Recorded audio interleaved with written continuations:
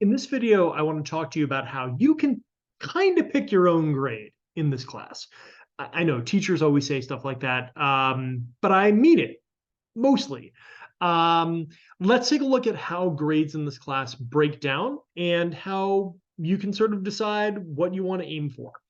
To do that, though, gonna need a spreadsheet. So let's get the spreadsheet.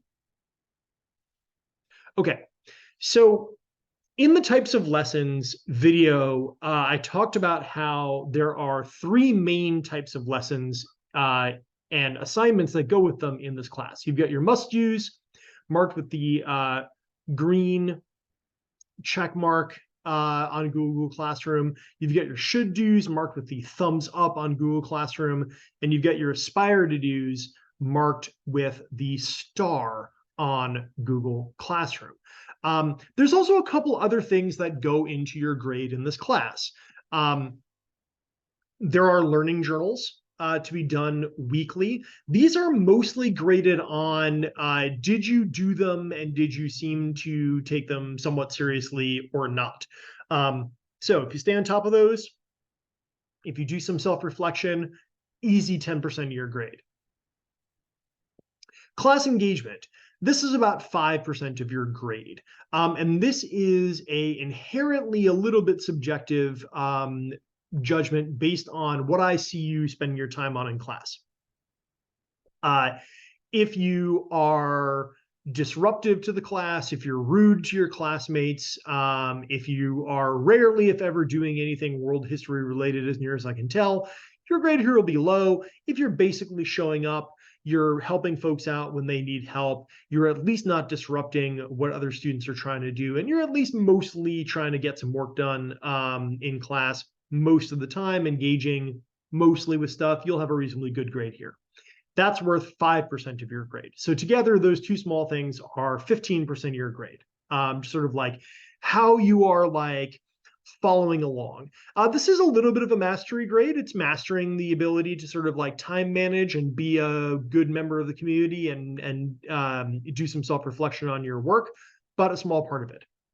The biggest part of your grade, this huge green block right here in the middle of the breakdown chart, is your grades on the must-dos.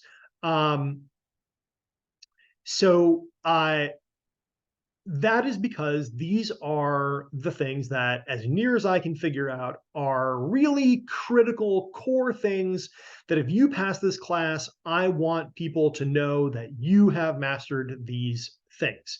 So that's another 60% of your grade. More than half of your grade is the must-dos. And what that means really practically is if you're staying on top of the learning journals, you are basically engaged in class.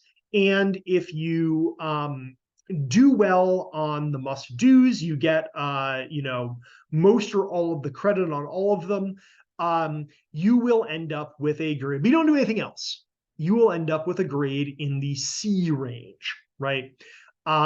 If you get 100 in all those categories, right? You turn in all the learning journals, you're always on task in class, more or less, and you work on those mastery checks for the must-dos until you get 100 in all of them, you will get 75. You will walk out of this class with a C, doing nothing else. That is intentional, right? Either, hey, look, I don't know, maybe that's all you care to do. Or, maybe this class is challenging for you, and that is where you can hit. That's a passing grade, gives you a little bit of flexibility if you maybe miss a couple of them, or you don't do perfectly on the mastery checks, even though you can go back and do them again. Anyway, so the basic bottom line is be in class, do your learning journals, do the must-dos, and you will end up with a grade somewhere in the C range. The should-dos, these things that I think probably everyone in this class should be doing. They're things that I would like you to know if you count as having passed world history. Those are worth another 10% of your grade. That's this turquoise band here towards the top.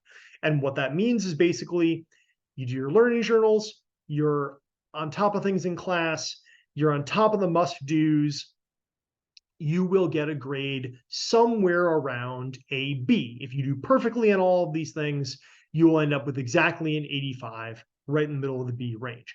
And again, that's intentional. If you have mastered all the things I think are critical, and you've mastered all the things I think you really should be able to master, that gets you a B. Means you did fine. You have mastered most of it. The next purpley band here, these are the aspire to do's. Not everyone in class may do them. You may not do all of them, but these are your pathway towards an A. If you do all of the aspire to do's, and you do perfectly on all of them, and you've also done all the other stuff and gotten hundreds on it, you will end up with a 95, right in the middle of the A range in the class. All right, now, some of you are like, that seems like a lot. I don't need a 95, I need a 60. But for those of you who are still paying attention, there are probably some of you going, but wait, 95? I want 100, Dr. Levine. Okay, good for you. Calm down.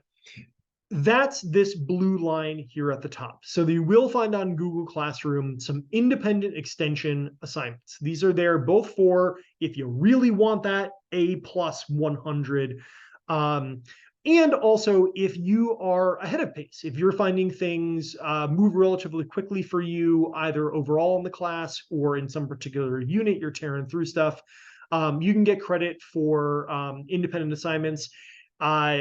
Generally speaking, these will be something like read a serious article, read a chapter of a book, watch a documentary, and show me that you have understood something from it, and you will have a lot of freedom to pick what you want to do in there.